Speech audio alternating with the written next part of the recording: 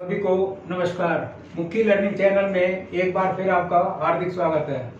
आज की इस वीडियो में हम डिस्कस करेंगे grant of family pension for divorced widow of government employ and pensioner. हाल ही में department of pension and pensioners ने फैमिली पेंशन के रूल में कुछ चेंजेस किए हैं ताकि इसका बेनिफिट जो है मैक्सिमम बेनिफिशरीज तक पहुंच सके। खास तौर पे जो डाइवोर्सी लड़कियां हैं, तो वैसे जो फैमिली पेंशन की ये लड़कियां जो है वो फैमिली पेंशन की डेफिनेशन में आती हैं।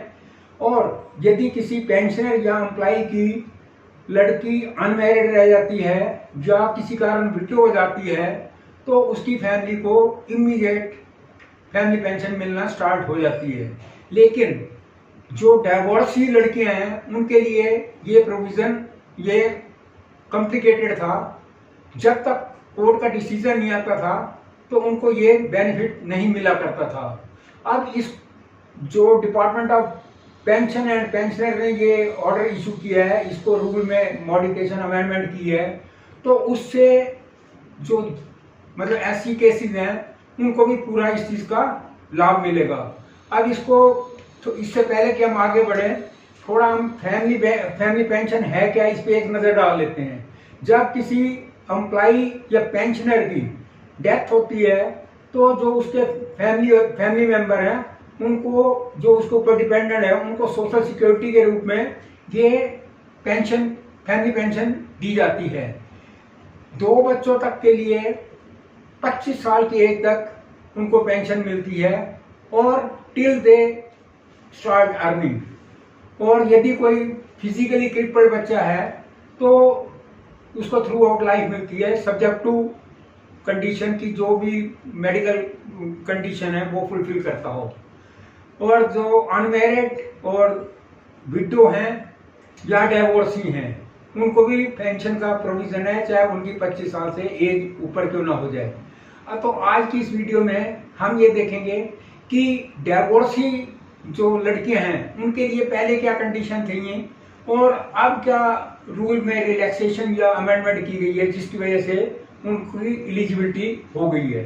तो एक नज़र हम डालते हैं पहले क्या एलिजिबिलिटी क्राइटेरिया था, अब क्या उसके अंदर चेंजेस हुए हैं।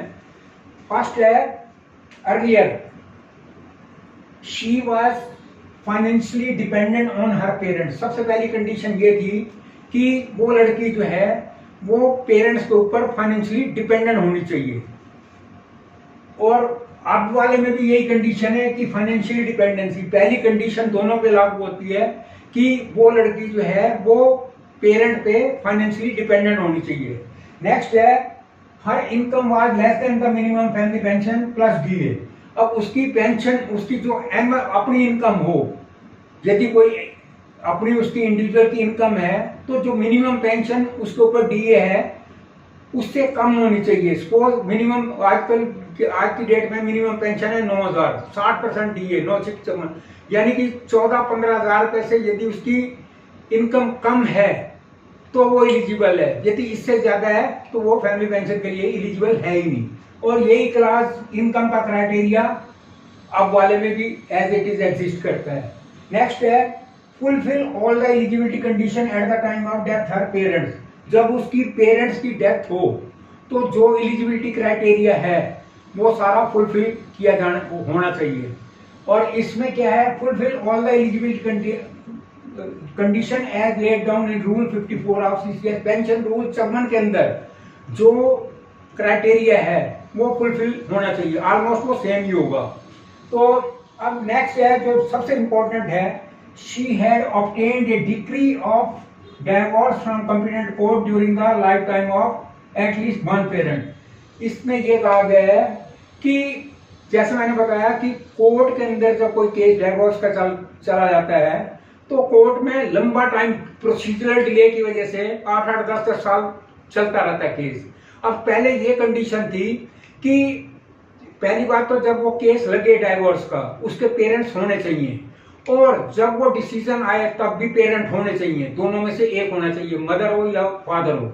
अब इसी कंडीशन को रिलैक्स करने से बतेरी डाइवोर्स मतलब लड़कियों को बेनिफिट मिलेगा। अब वो क्या है, अब क्या हुआ कि the final divorce decree was issued after the death of the parent under the revised family pension rule। कि जो रिवाइज फैमिली पेंशन रूल में ये है कि चाहे पेरेंट्स की डेथ भी हो जाए और यदि कोर्ट का जो डिक्री है बाद में आती है, प्रोसीजरल डिले तो है वहां पे बाद में आती है, तो भी उसको पेंशन मिलेगी।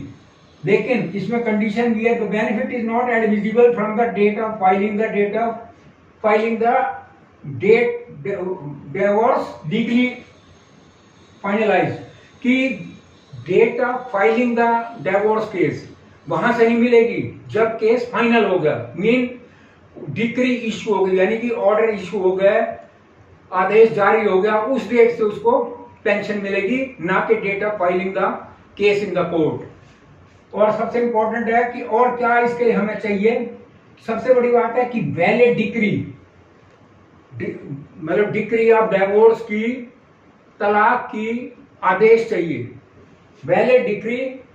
और उसके साथ में क्या कंडीशन है, evidence must be available that divorce proceeding were initiated before a competent court during the life time of the parent.